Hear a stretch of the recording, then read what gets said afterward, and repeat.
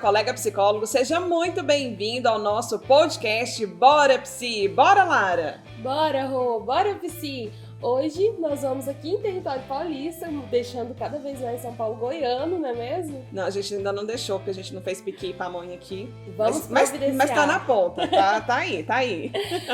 Hoje nós vamos falar sobre uma das maiores demandas dos consultórios, a ansiedade. Show. Rosane, para a gente entender um pouco mais por que a gente fala que é uma das maiores demandas, a OMS, segundo os dados da OMS, eles falam que o Brasil está no topo da lista de países mais ansiosos. Segundo dados de outubro de 2021, o Brasil teve em torno de 18,6 milhões de pessoas afetadas pelo problema. Como que você consegue enxergar esse cenário? Você que atua, no nicho de ansiedade. Show, Lara, e é muito interessante a gente falar sobre isso, porque, claro, existem muitas pessoas que têm sintomas, características relacionadas a alguma queixa ali direta em relação à ansiedade, e muitas delas, eu diria assim, que uma grande maioria vão buscar a ajuda, dos profissionais relacionados a isso, mas a gente ainda tem pessoas que vão buscar a ajuda profissional, de um psicólogo lá no consultório por alguma outra queixa, tipo dificuldades no trabalho, questões de relacionamento, às vezes crianças, às vezes adolescentes, que diretamente a queixa delas não é a questão da ansiedade, mas na hora ali de fazer uma avaliação, na hora ali de fazer todo o processo de anamnese, a gente percebe que sim, esse paciente ele tem alguma questão que de alguma maneira ali, o fato da ansiedade estar num nível muito alto, está atrapalhando o desempenho dele em alguma situação da vida. Então, isso abre, principalmente assim, o nosso olhar para essa ideia de que não é só aquele paciente que vai em busca de tratamento exatamente por questões de ansiedade que a gente tem que estar preparado para receber, mas também pessoas que têm outras características ou vêm por alguma outra demanda e que, no fim, a gente vai entender que precisa tratar essa questão da ansiedade também. E por que eu estou te falando sobre isso? Porque, claro que esses dados da OMS chocam, gente? Somos brasileiros, Então, quando a gente vê que é o Brasil que está lá no topo, com certeza isso choca. Porém, aquilo não começou agora. Eu trabalho com essa ideia, e eu fui uma das pioneiras, assim, no mercado da psicologia a falar de nicho, não porque eu li num livro, até porque não tem livro que fala disso na nossa área, mas porque eu comecei a atuar, Uma coisa que eu falo bastante aqui é que eu não estou aqui para falar de teoria, eu estou aqui para falar de campo de batalha. Então, em 2013... Foi 2013. Então vamos lá, só para acertar uma ideia de cronologia. Entrei na faculdade em 2001, me formei em 2006, até 2012 fiquei ali batendo cabeça, encontrando um jeito de fazer o consultório crescer. E em 2012 eu entendi que eu precisava aprender coisas que eu não tinha aprendido na faculdade para realmente ter um consultório que fosse de excelência, para que eu tivesse o reconhecimento profissional. A voz é assim mesmo, mas tudo bem. Aqui é mão na massa, Lara? Sim. E em 2012... eu comecei a entender, agora melhorou, eu comecei a entender que eu precisava desenvolver novas habilidades. E uma das habilidades que eu precisei ali entender claramente era que divulgação é parte do nosso trabalho. E eu não queria ser uma psicóloga que falasse o que todo mundo falasse, o que todo mundo estava falando naquele tempo. E eu acho que esse é um dos maiores diferenciais, é você dar voz para a sua voz, do seu jeito, e criar a sua individualidade dentro daquilo que é possível, mas entendendo princípios.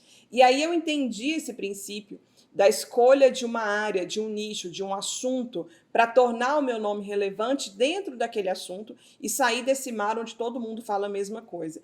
E lá, isso também, obviamente, e a gente vai falar um pouco disso, me fez escolher pela questão da ansiedade. Então, eu vi a oportunidade que tinha, porque eu fiz um estudo, inicialmente muito meu comigo mesma, desses últimos 7 anos ali de atendimento, que a grande maioria das pessoas que buscavam pelo meu serviço, mesmo que naquele tempo o maior volume vinham das pessoas que estavam ali dentro do plano de saúde, mas eu comecei a observar que existia um padrão. Elas buscavam por questões de ansiedade, ou que tinham a questão de ansiedade embutida ali dentro daquilo que era a busca dela. E aí eu já tinha visto algo semelhante, não nessa ideia do Brasil no topo, mas eu já tinha visto algumas pesquisas que falavam sobre isso. E aí eu quero chamar a atenção, que a gente tem que estar atento ao movimento do mercado. E eu estou falando de 2013, eu não estou falando de 2022. Eu não estou falando de pós-pandemia, que isso cresceu absurdamente, estou falando de 2013, lá atrás. E aí, para fechar, Lara, eu comecei a observar, então, que existia um padrão entre os pacientes que eu já tinha atendido até então, em que eles falavam sobre a questão de ansiedade, de uma maneira direta ou indireta. Eu comecei a ver pesquisas que falavam isso, semelhantes a essa que você citou, e isso lá atrás, esse dado já chamava atenção, e mais ainda, né? A gente convive no meio com pessoas. Então é aquilo, eu sentava numa rodinha de amigas para tomar um chá, e mulheres falavam sobre isso. Ia lá no final de semana, no jantar ou no almoço em família, e eu observava características das pessoas, e que de alguma maneira estavam ligadas a essa questão de ansiedade também. E por fim, obviamente, eu acho que a senhora vai me perguntar isso, eu também me via extremamente ansiosa, né, querida? Então, eu já olhava para aquilo ali, entendia que existia uma oportunidade, e eu acho que é esse olhar que a gente quer trazer aqui nesse podcast para você, psicóloga, para você, psicólogo, para você ter esse olhar mais aguçado para as oportunidades. Infelizmente, muitos psicólogos têm muito essa característica de olhar para o problema, né, e focar no problema. Ah, a psicologia não dá, meu Deus, as pessoas buscam, mas não ficam. Enfim, a gente vai falar de oportunidade aqui. E quem sabe para você uma oportunidade seja de coração, assim, você abrir a sua mente para entender que sim, as pessoas estão sofrendo, sim, a ansiedade tira o brilho da vida, mas que sim, também você tem que ter metodologia de atendimento para que as pessoas possam ver benefício no que elas estão fazendo ali, porque senão vai ser um entra e sai de paciente daqueles e não vai resolver nada, né? Falei muito, Show. né, pessoa? Não, mas falou lá. informações muito importantes, inclusive eu quero ressaltar uma delas. A gente tem essa sensação de que durante a pandemia, porque a gente ainda está nela... A gente nunca sabe se a gente está, se acabou, se não voltou, né? Mas tudo bem. A gente tem essa sensação que a ansiedade, ela explodiu. Só que observe o poder da observação. A Rosane foi, ao longo do tempo, percebendo que essa demanda já estava ali, começando e com muita força. E, querendo ou não, esse problema que a gente está enfrentando só escancarou algo que já estava latente há muito tempo. Então, às vezes, muitos psicólogos falam, né? Como que eu escolho nicho e tudo mais? Uma das formas que a Rose sempre fala é de observar. Observar como que está a sociedade ao seu redor, observar a pesquisa, observar as pessoas que chegam até você. E assim você pode definir um nicho com mais assertividade. Falando de nicho, Rô, como que você decidiu trabalhar com ansiedade? Então, Lara, primeiro assim, não é uma decisão tão simples, né? Não é uma decisão tão fácil. Inclusive, a gente tem metodologia para ajudar os psicólogos dentro disso. Porque se é difícil hoje, em 2022, imagina para mim, em 2013, onde tudo isso aqui era mato. E a gente só tinha a vontade de crescer, né, gente? E a certeza que esse negócio ia dar certo. Agora, como? Ah, meu Deus, de jeito nenhum. Mas, enfim, Lara, eu tenho uma premissa para mim, né? Assim, eu não escolhi psicologia à toa, porque, na verdade, eu fui escolhida para ser psicóloga, né? A minha primeira história, assim, de escolha profissional era para nutrição. Na verdade, eu sempre quis alguma coisa voltada para a saúde, porque eu acho que se a gente não tem saúde física, não tem saúde emocional, a vida não tem realmente sentido, ou a gente vai viver sempre aquém daquilo que a gente pode. Então, eu queria a nutrição, no meio do caminho eu entendi que era que eu poderia viver, né, uma outra oportunidade, dentro disso apareceu a oportunidade para fazer psicologia. Só que nesse meu processo de escolha e nesse processo de autoconhecimento, isso com 17, 18 anos, eu comecei a me perceber, assim, eu tive mais certeza, na verdade, porque eu acho que hoje, olhando para trás, eu acho que desde criança eu já apresentava várias características de ansiedade, mas nessa faixa etária ali, entre 17, 18, 19 anos, isso ficou muito forte para mim. Eu era realmente muito ansiosa. Eu ficava preocupada com tudo, sempre muito tímida, muito retraída. Sabe aquela ideia do bichinho do mato? Fechadinha assim no meu canto? Era Sim. eu. Aliás, a gente vai melhorando a vida trabalhando habilidades, né? Mas não significa que eu sou extrovertida, não. Quem vê a Rosane nas lives não imagina desse Isso, passado. a senhora que convive comigo, a senhora sabe, né? Assim, numa vida bem, bem próxima, né? Mas eu era sempre essa pessoa, né? Quietinha, caladinha. Se alguém perguntasse assim, Lara, como é que é a Rosane? Rosane é na dela, fechada, calada, quieta lá na dela. Então, eu tinha isso. Só que nessa faixa ali, eu já tinha começado a trabalhar, né? Precisei começar a trabalhar cedo, eu que paguei minha faculdade, enfim. Treinado pela escola da necessidade, né? Muito ali naquele tempo. Eu comecei a ter crise de ansiedade muito grande. E eu tinha muita questão de ansiedade relacionada à saúde física. Então, eu me lembro, com 19 anos de idade, eu na fila de um médico lá, cardiologista, porque eu cismei que eu tinha problema cardiológico. E eu lembro que eu estava lá sentada na recepção do médico, esperando para ser atendida, um monte de pessoas assim ao meu redor, a grande maioria deles idosos. E eu lembro de uma senhora que olhou para mim e falou assim: minha filha, o que você está fazendo aqui? Sabe assim, tipo, da onde, né? Que você, nessa idade, está aqui. Claro que existem pessoas jovens que têm problemas cardíacos, gente, é óbvio que tem. Porém, não é a maior possibilidade, né? Não é o maior número. E eu me lembro claramente que eu fiz vários exames, esteira, ecocardiograma, porque eu cismei, porque eu tinha sensações físicas muito grandes. E eu lembro que o que eu queria do médico naquela época era uma resposta assim, tipo, você tem um problema, vai tomar um remédio e vai melhorar. E eu lembro, com 19 anos de idade, ele olhar no meu olho e falar assim: cardíaco, minha filha, você não tem nada. Mas você é muito ansiosa. E agora? E eu tomei um choque, porque eu tinha acabado de passar na faculdade para ser o quê? Psicóloga. E tem um mito aí, né, gente? Vocês sabem, não sou só eu, que é como se a gente não pudesse sofrer. E lógico, estudante de psicologia fez matrícula, virou psicólogo, né, na cabeça dos outros. E aquilo me trouxe uma sensação de pressão, assim, maior ainda. Tipo assim, meu Deus, como é que eu vou ajudar as pessoas sendo que eu que tô assim? E claro, né, que isso tudo foi colaborando ao longo do tempo para que eu tivesse uma sensibilidade maior e eu acho que mais compaixão ainda, sabe? Para olhar para as pessoas, para os pacientes que depois, logo no futuro, eu comecei a atender, porque foi o primeiro uma busca interna. Foi uma busca para mim, porque eu estava naquilo que teoricamente são os melhores anos da vida, onde a gente tem que estar preocupado com nada, e assim, né, vai divertir, vai sair, pá. E eu não, eu vivia preocupada com tudo, achando que um caos ia acontecer a cada minuto, que uma catástrofe ia acontecer a cada minuto, e um pensamento muito negativo, assim, em relação ao futuro, aquele sentimento de que eu achava que nada não ia dar certo, de que para mim era tudo mais difícil. Enfim, resumindo um pouco disso, eu acho que quando a gente tem um nicho que parte também, né, de uma decisão por ele, relacionada a questões que a gente já viveu, a gente tem um avanço de compaixão e olhar para a pessoa que nós estamos atendendo. Então eu decidi primeiro, obviamente, porque eu já tinha essa busca interna, fiz terapia, fiz vários processos terapêuticos, enfim, ali para melhorar e para avançar para mim.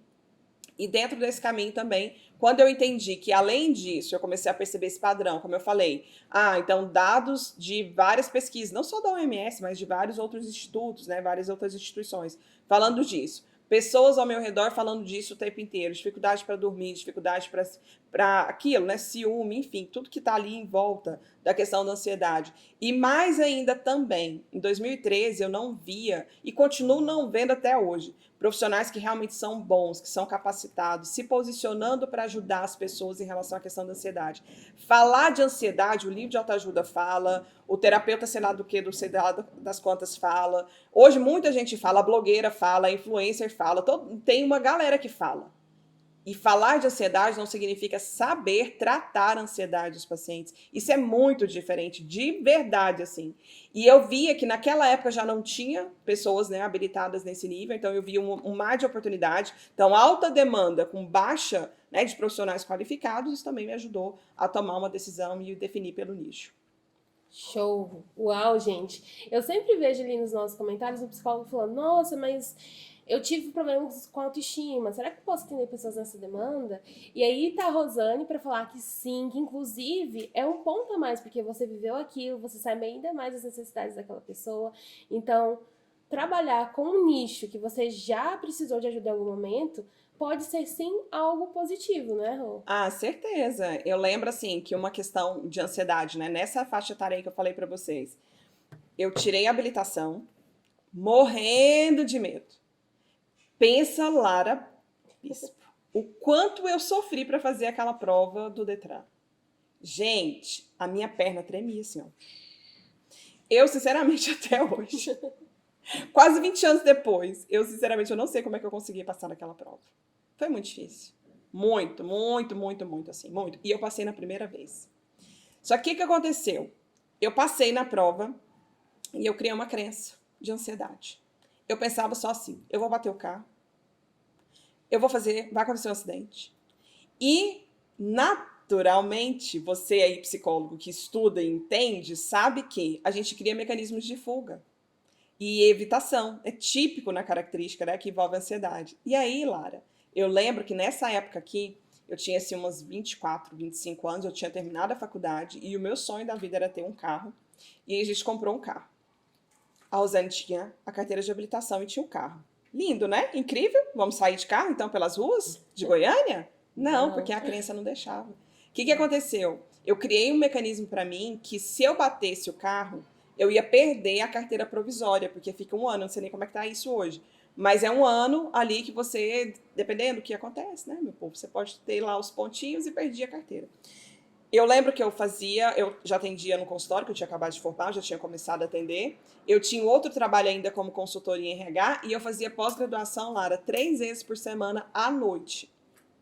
Eu fazia todo o deslocamento desse lugar, desses 3 lugares, todo bom e santo dia, de ônibus. Porque eu não tinha coragem de dirigir. Com o carro na garagem, com a carteira de motorista linda, plena na bolsa. Só para apresentar nos lugares, falando que é meu documento oficial. E, gente, hoje a gente olha para trás, eu olho para trás, a gente acha até, nossa, engraçado, mas não é, isso é muito sofrido. Muito sofrido. Eu me lembro de ouvir as críticas, as piadinhas, do tipo assim, ó, você paga IPVA para um carro que fica na garagem? Que absurdo, tipo assim, quão idiota você é, né?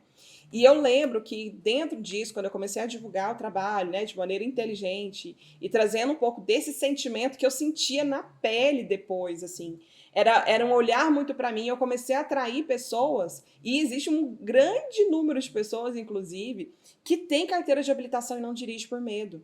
E eu me lembro claramente assim, ó, fica até arrepiada. Eu me lembro da primeira paciente que eu atendi, trabalhando com ela, ansiedade focada em desempenho, relacionada a medo de dirigir. E ela chegou em casa, e a gente ter trabalhado, né, uma série de técnicas aqui, ela conseguiu pegar o carro, Lara, e dar a volta no quarteirão. E o marido dela filmou, porque ele não acreditava. Ela tinha 10 anos que não dirigia. Nossa. 10 anos. Com o carro parado, com milhões de medos. E aí todos os processos que a gente foi trabalhando permitiu que ela chegasse nesse dia, e que foi logo após uma sessão, não foi a sessão em si, mas foi um conjunto ali de processos que tinham acontecido até então. E ela pegou e ela gravou, e o marido filmou, foi com ela e filmou e me mandou esse vídeo.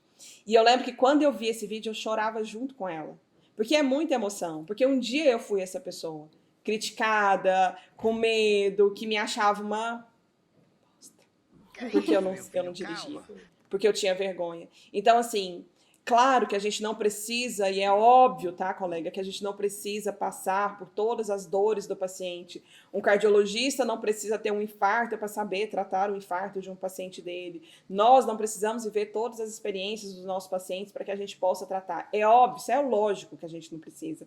Mas o que a gente está chamando a atenção aqui é que quando a gente tem uma sensibilidade, né, e às vezes faz uma opção, é uma decisão, de ajudar as pessoas naquilo que um dia atrapalhou a nossa vida, como para alguns é autoestima, para alguns questões de emagrecimento, questões de maternidade e tudo mais, a gente tem sim um olhar mais sensível para a dor.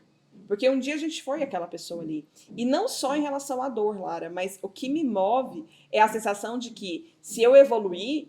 Acredita que eu estava dirigindo em São Paulo esses dias, querida? Gente, quase que eu filmei. A região que a Rosane mora... É assim, né? Parece que a gente tá atravessando uma montanha, ela é toda curva. E esse dia eu fui buscar os meninos da escola de carro, né? Claro que eu tava assim, gente, eu tava livre e leve, não, tava assim, né? Mas fui. Aí eu olhei assim, falei, nossa, olha só, a goiana que tinha meta dirigindo em São Paulo, meu Deus do céu. Mas me gerou esse sentimento, assim, sabe, de crescimento. Ainda não tô livre, leve, solta pra ir em todo lugar, não, mas eu acho que é uma questão de habituar, de acostumar e tal. Mas eu já vejo um avanço muito grande. Quer dizer, esse olhar de pensar que, poxa, se eu evoluir, se eu tenho recursos, hoje, se eu conheço técnicas, ferramentas que possam ajudar as pessoas a evoluir nisso, por que eu não vou expandir? Né, e levar isso para mais pessoas, é isso que me move. Nossa, que incrível, gente. Eu sempre falo isso pra Rosane, é isso que brilha os meus olhos também de estar aqui na Psiconegócio, é saber que profissionais como a Rosane, como você que está assistindo, conseguem transformar vidas, e essas outras vidas acabam que, pela sua transformação, inspiram outras pessoas, a gente cria esse ciclo, né, de transformação. Infinito. É lindo. Rô, na primeira fala que você teve aqui, se você trouxe um dado que é muito legal, de falar que por mais que a pessoa chegue no consultório com uma outra queixa, na hora de investigar aquele caso, você descobre ali a ansiedade. E a gente fala sobre nicho, e muitas vezes a pessoa escolhe um outro nicho, que não é ansiedade, porém ela vai se deparar em algum momento com aquilo. Então é importante o psicólogo que atende outros nichos, como relacionamento, maternidade, infância, ter uma noção de como tratar a ansiedade? Eu acho que é fundamental. Não acho, não. Eu acredito fielmente, assim, sabe? Que você precisa saber. Porque se não é aquilo, se o paciente chegar e você observar que é isso, a tendência vai ser o quê? Eu acho que eticamente, né, como maneira responsável, ou você sabe atender, ou você vai ter que encaminhar para alguém. Então, eu acredito, Lara, que é fundamental. Você que é psicólogo hoje, que atende consultório, você precisa saber tratar a ansiedade dos pacientes, independente da escolha do seu nicho. A gente tem visto um crescimento absurdo de ansiedade, de questões ligadas à ansiedade na infância. Um crescimento absurdo de questões ligadas à ansiedade para os adolescentes, com queixas das mais variadas. Então, assim, das crianças das mais variadas, isso vai interferir sim. E aquilo, o profissional que sabe isso, ele tem um diferencial de mercado. De novo, não é um profissional que sabe falar, é um profissional que sabe tratar, né? É diferente. Vou até contar uma história você falou da infância, de uma criança que eu conheço, que ela estava com inúmeros problemas de saúde, foi no médico, quando o médico investigou, o pediatra olhou para ela, percebeu que ela estava roendo as unhas, inclusive as unhas do pé, já estava machucado. O que ele fez? Leva para psicóloga. Sim, então, sim. apesar de a gente achar que não, sim, tem esse tipo de problema, e às vezes você está aí atuando com uma outra área, mas vai perceber que seu paciente tem ansiedade, você vai precisar tratar a ansiedade para conseguir chegar nesse resultado, né? Sim, com certeza. É óbvio isso, né? Ah, e uma coisa que é legal da gente falar, Lara, a gente recebe essa pergunta por aqui, né? Tem gente que fala assim, ah, mas é possível tratar 100% das questões ligadas à ansiedade, ou 100% da ansiedade do paciente? A ideia é que a ansiedade não tem a ideia de cura, né? Então, Sim. é um ponto. E o sonho de todo paciente com ansiedade é ele ficar 100% livre da ansiedade. E o seu processo de psicoeducação, logo na primeira sessão, colega, é desconstruir esse mito com ele. Porque não existe 100%, né? Então, tipo, eu não vou sentir mais nada. É a ideia. Eu nunca mais na minha vida quero ficar triste. Nunca mais na minha vida quero ficar feliz. Isso existe? Não existe. Então, assim, o que a gente vai trabalhar? São os sinais, são os sintomas que atrapalham a vida e buscar junto com esse paciente essa dose de equilíbrio para ele, né? Então, é junto com aquela expectativa que a gente tem que ter e clareza do atendimento para construir com eles isso. Então, não existe tratamento nenhum que vai zerar a ansiedade dos pacientes. Não existe. Agora, qual a ideia? Ele vai aprender a lidar com a ansiedade na rotina. Eu falo o seguinte, eu já casei e já tive filho. Eu acho que são os momentos mais ansiosos da vida, né? Depois aí do dirigir também, eu acho que é. Mas, enfim, quando eu me casei, eu estava lá esperando, pronta, linda e bela, para entrar na igreja. Óbvio que eu estava ansiosa. Como é que ia ser quando abrisse aquela porta? O que ia acontecer? E, na verdade, eu já tinha tido vários pesadelos. Você que é noiva aí, ou casou, E você se vai o Ramiro lembrar. não estivesse lá? Não, filha. O Ramiro até que eu sabia que ele tava, amiga. Mas eu pensava assim, eu casei numa igreja muito grande. Uhum. E o mito que a gente tinha é, será que a gente tem relacionamentos o suficiente para essa igreja estar cheia? Ai, meu Deus. E se tropeçar no Será que as pessoas vão vestido? gostar de mim, né? O suficiente para ir? Eu casei em julho, e julho para Goiânia é sofrido, porque é frio, né? E Uhum. eu lembro que eu tinha tido vários sonhos, Lara, dias anteriores, assim. Se você tá aí e já passou por essa experiência, comenta aí. Se você também não tinha. Era típico, né? E eu sonhava que, no meu sonho era, abrir a porta da igreja e tinha ninguém. Então, assim, eu fiquei naquela expectativa, Imagina. tipo, será que as pessoas foram, será que não? Então, claro que existem momentos da nossa vida que a gente vai ter ali o coração acelerado, que a gente vai sentir medo. Isso é parte da nossa vida. Quando eu fui pra maternidade, né, quando eu fui pra ter os meninos, óbvio que eu tava ansiosa. Mudando pra essa cidade aqui, né, Lara? É claro que eu Sim. tava ansiosa. Mas o detalhe é ter ferramentas, técnicas e trabalhar com os pacientes o equilíbrio disso, para que eles possam manejar, para que eles possam ter ferramentas de controle disso, para não sair de um nível que começa a gerar prejuízo suficiente para ter uma evitação. Imagina, eu não vou fazer isso porque eu tenho medo. Não vou casar então, porque, meu Deus, vai que tá lá, que não tem ninguém, né? Uhum. Então, é muito disso que a gente tem que trabalhar com os pacientes também. Rosane, dentro da atuação do psicólogo que trata a ansiedade, quais são os maiores erros que um profissional pode cometer, que pode atrapalhar esse tratamento? Lara, eu diria assim, é não ter, o maior de todos, é não ter um plano de atendimento claro que leve em consideração a sua individualidade como terapeuta e a individualidade de cada paciente. Quando eu falo de plano de atendimento claro, eu não estou falando de uma forma rígida, porque as pessoas são diferentes, as habilidades são diferentes, as necessidades são diferentes. Vou dar um exemplo clássico disso. Tem paciente que você vai trabalhar uma técnica de relaxamento, respiração diafragmática, 1, 2 sessões ele consegue fazer e está tudo bem. Tem paciente que não dá conta, ele não vai fechar os olhos, ele não vai entrar naquilo, ele não está preparado para aquilo. E às vezes tem psicólogo que não tem essa sensibilidade, quer que a técnica sirva ao paciente ali e o paciente tem que engolir aquela técnica, né? Porque senão, nossa, deu tudo errado. Por quê? Porque não está respeitando a individualidade daquela pessoa, ou às vezes não está respeitando um protocolo tão rígido que não respeita a individualidade daquela pessoa daquele jeito ali, ou naquele momento da vida dela. Porque às vezes o paciente não faz isso no começo, mas 3, 4 sessões depois ele consegue fazer, aumentou ali a questão do vínculo. E às vezes isso aconteceu comigo também lá no início da carreira. Eu defini por uma ideia técnica, né, por uma abordagem, por uma ideia minha, assim, nossa, isso aqui parece ser legal, né, não é a melhor maneira de escolher a técnica terapêutica, não, mas foi por aí que eu fiz. E com o passar do tempo, eu percebi que eu não conseguia não conseguia estar no papel de paciente diante daquela ferramenta que era aplicada. Porque aquilo era muito diferente daquilo que eu pensava. Então eu pensei assim, poxa, como é que eu vou trabalhar com uma técnica que eu não consigo ver o benefício disso para mim primeiro? Não respeita a minha individualidade. É quase impossível isso ter resultado. Então, e foi até por isso que eu mudei, né, de ferramenta, de técnica, enfim. Mas eu acho que não ter um plano definido. Então, assim, não ter uma estrutura básica de saber o começo, o meio e o fim. E por não ter isso, acaba que muitos pacientes dentro da ansiedade, eles vão para o atendimento. Eu diria que dentro dessa queixa aqui, as pessoas são menos resistentes, por exemplo, do que um paciente que a queixa principal dele é depressão. Normalmente o paciente que a queixa principal é depressão, eles são mais resistentes ao tratamento. Eles já têm, né, essa crença de que nada resolve para eles em tudo. O paciente dentro da queixa ansiedade, ele é mais aberto. Normalmente são pessoas que querem resolver. Tudo é para ontem, então eles têm urgência em resolver. Porém, tem um detalhe, são a maioria também, quando não encontram um tratamento que realmente tem um modelo de atendimento começo, meio e fim, eles desistem. Então, tem muito psicólogo que é psicólogo de 1, 2, 3 sessões de pacientes na queixa ansiedade. 2, 3 sessões, o paciente desiste, vai embora.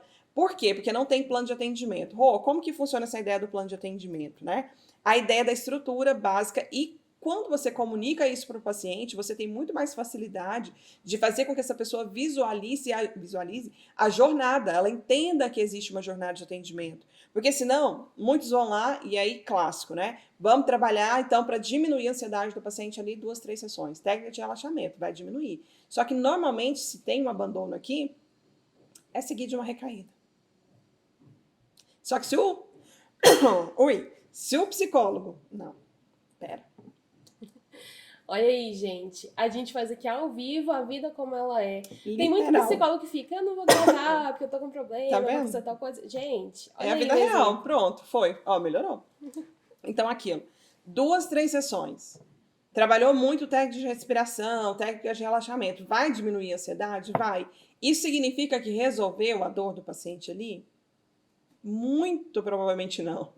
99,999% não. Mas como ele teve uma melhora e ele está em busca só daquela melhora instantânea, imediata, porque é característica do paciente ansiedade, tudo muito rápido, ele vai embora, ele vai desistir. Agora, um psicólogo que é treinado, que tem habilidade, que tem um plano de atendimento, que fez uma primeira sessão que encanta, que já mostrou para o paciente que isso era possível dentro da realidade dele, vai ter visão. E aí, aquilo, se isso acontece, ele sabe como resolver. Então, um dos erros é não ter um plano, não comunicar esse plano, não mostrar essa jornada para o paciente, o que acaba fazendo com que haja muita desistência de tratamento. Quando a gente está ali em contato com as pessoas nas redes sociais, a gente percebe muitos falando sobre a insegurança que eles têm na hora de tratar pessoas com ansiedade. Além do plano de atendimento, quais outras ferramentas trazem essa segurança para o psicólogo atender? Com certeza é desenvolver essa habilidade de entender a jornada. Porque é aquilo, o que gera insegurança? É você não ter método. Se você tem um método, você segue o método, tá tudo bem. Não tem um método. Normalmente isso vai gerar mais insegurança. E aí, dentro desse método, o que a gente precisa trabalhar? Ferramentas que vão ajudar essa pessoa a uma reconstrução com situações da vida dele que, de alguma maneira, hoje influenciam nas características de ansiedade. Então, existem partes, né, situações da história desse paciente. Ninguém começou a desenvolver sintoma hoje. Como eu falei para você, Lara, eu comecei a perceber isso mais claro com 19, sei lá, nessa faixa aí, 17, 18, 19 anos. Mas quando eu comecei a fazer os meus processos e olhar para trás, eu via que desde criança eu tinha várias das características que estavam ali. E, logicamente, isso começou a interferir na minha realidade. Então, assim, essa é a história típica da maioria dos pacientes. Às vezes a pessoa vai chegar contigo hoje, ela tem 40, e ela tá com situações de ansiedade de desempenho, porque ela vai fazer uma apresentação no trabalho e ela não consegue, porque ela tá ali vivendo um relacionamento e ela fica preocupada, se achando incapaz de fazer tudo, mas isso tem relação com situações da vida dela também. Então, técnicas, né, exercícios, tudo ali que ajudem essa pessoa, né, ajudem esse paciente a reconstruir um pouco dessas situações que envolvem as situações de vida dela e, logicamente, trabalhar a ansiedade com foco no desempenho das situações que atrapalham a vida no hoje e prevenção de recaída para chegar no princípio de alta. Então, é isso que eu chamo de jornada. É você ter um começo definido, um meio definido e um fim definido para esse tratamento. Show. Rô, eu quero saber sobre a sua experiência. Qual foi o maior desafio que você já enfrentou atuando nessa área? Com certeza, assim, eu diria que a ansiedade do paciente às vezes gera ansiedade para a gente. Lara, olha, eu te diria claramente que se a gente não tiver, né, e é por isso que nas supervisões de caso a gente fala disso, por isso que eu incentivo tanto esse processo do autoconhecimento do próprio terapeuta, a gente fala muito dessa questão, né, de que a gente precisa se conhecer, é que normalmente o paciente com ansiedade, ele quer solução rápida. E às vezes ele está testando a gente no atendimento, nessa busca desenfreada dele por solução rápida. E eu me lembro que no começo eu sentia isso, porque eu queria dar resultado. Eu queria fazer com que aquela pessoa saísse daquele universo de sofrimento. E com o tempo eu comecei a perceber que a ansiedade deles, por esse resultado, estava me afetando. Me fazendo me questionar se eu era boa terapeuta mesmo, se eu realmente estava fazendo os melhores processos, se eu tinha as melhores técnicas. Então, com certeza, depois que eu refiz isso, né, depois que eu trabalhei um pouco disso, eu comecei a entender que as pessoas têm também o momento delas. Eu acho que muitos psicólogos, e eu já me vi nesse lugar lá atrás, a gente se coloca muito como totalmente responsável pelo atendimento, e nós não somos 100% responsáveis pelo atendimento. Hoje eu tenho muito claro isso e trabalho com os meus pacientes a ideia da autorresponsabilidade. Então, eu detenho como profissional, e é a minha obrigação, é a minha responsabilidade, estudar, estar aqui sempre me desenvolvendo, né? As coisas mudam, as pessoas mudam. Quem diria que nesse 2022 a gente estaria falando sobre pandemia, pós-pandemia, que nunca na vida, em 2019, né, eu teria essa condição de trabalhar com pessoas nisso. Então, hoje, por exemplo, a gente tem uma outra demanda de pacientes com ansiedade por dependência de tecnologia, dependência de redes sociais. Quantos conflitos a gente atende? Eu me lembro, nós estamos em 2022, acho que foi 2020, teve uma questão política muito forte no Brasil. Quantos pacientes no consultório vinham com queixas ligadas à ansiedade por grupos de família, os conflitos de grupos de família. Caramba, foi muito alto aquilo, né? Das pessoas estarem discutindo por questões políticas, ideologia, blá, blá. Então, assim, isso é o novo. Então, eu falo que nós, psicólogos, a gente precisa estar antenado o tempo inteiro, estudando. Realmente, nós decidimos por uma profissão, povo, que tem que estudar. Não adianta. Porque as coisas mudam, as pessoas mudam. Então, assim, se lá atrás, né, eu acredito que a maior questão era essa, de a ansiedade do paciente me gerar ansiedade, porque eu queria gerar esse resultado rápido para ele, mas que hoje eu entendo que existe um tempo para as coisas acontecerem, e se a gente não deixa isso muito claro no processo terapêutico, isso vai interferir também.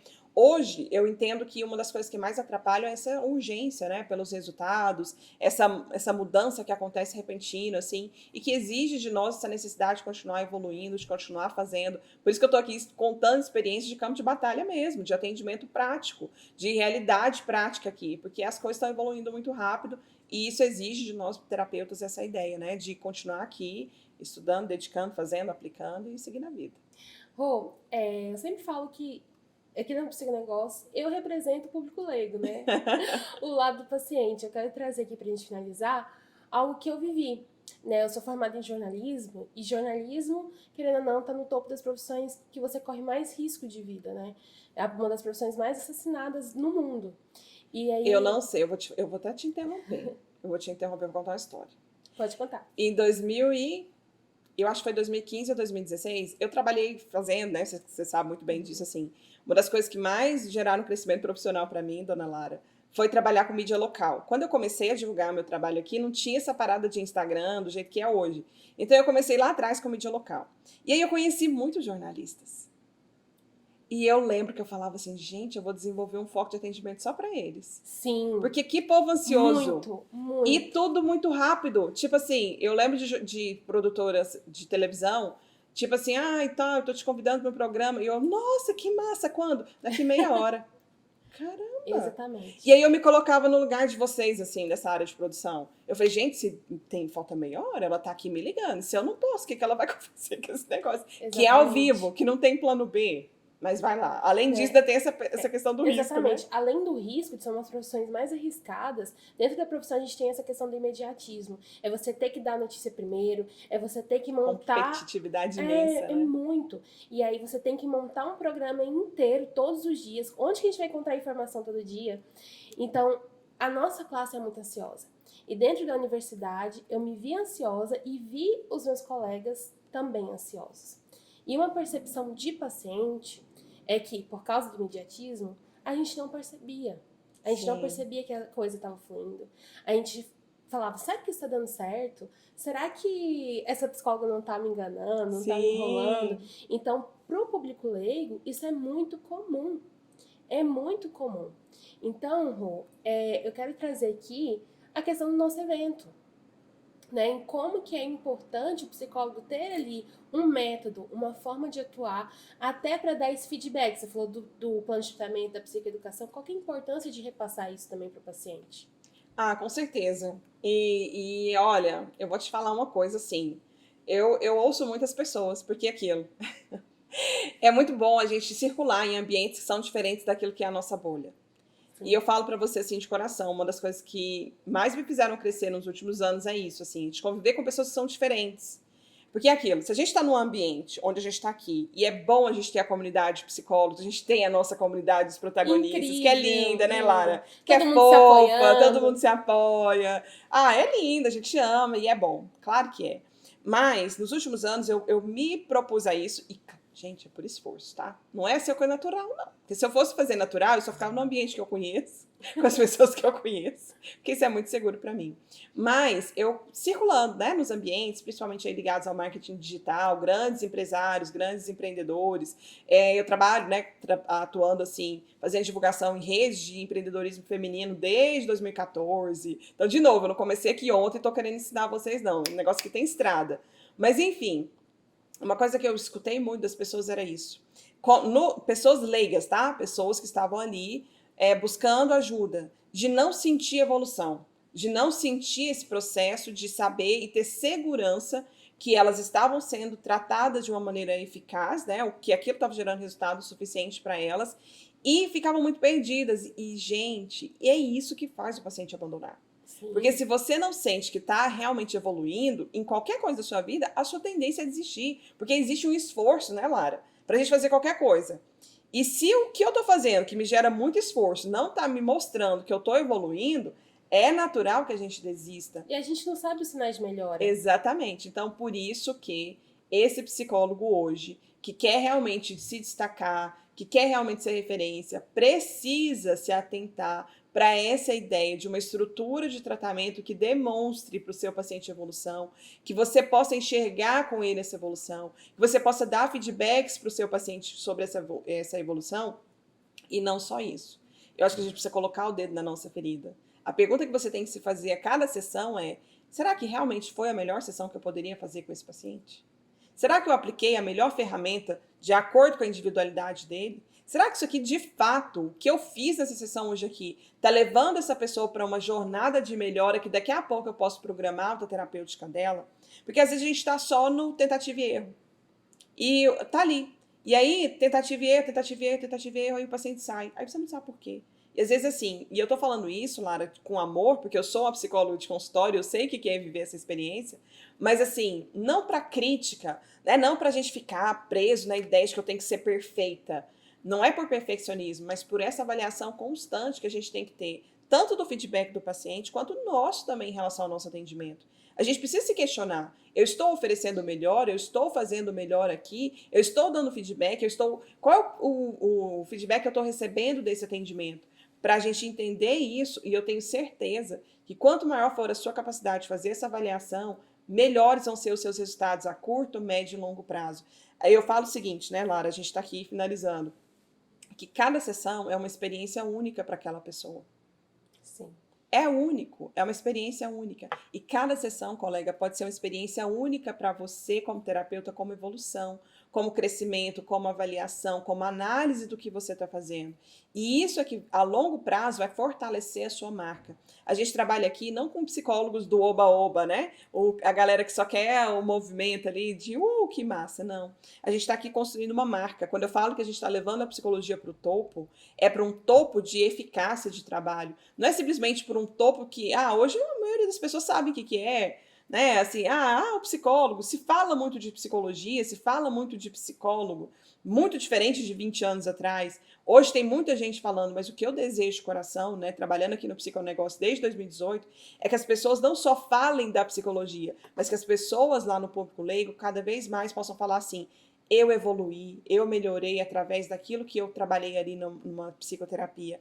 Eu agora dirijo, eu agora faço X, eu agora faço Y, e eu agradeço a profissional X, Y, Z lá que me ajudou, que me fez evoluir nisso. É muito bom a gente receber.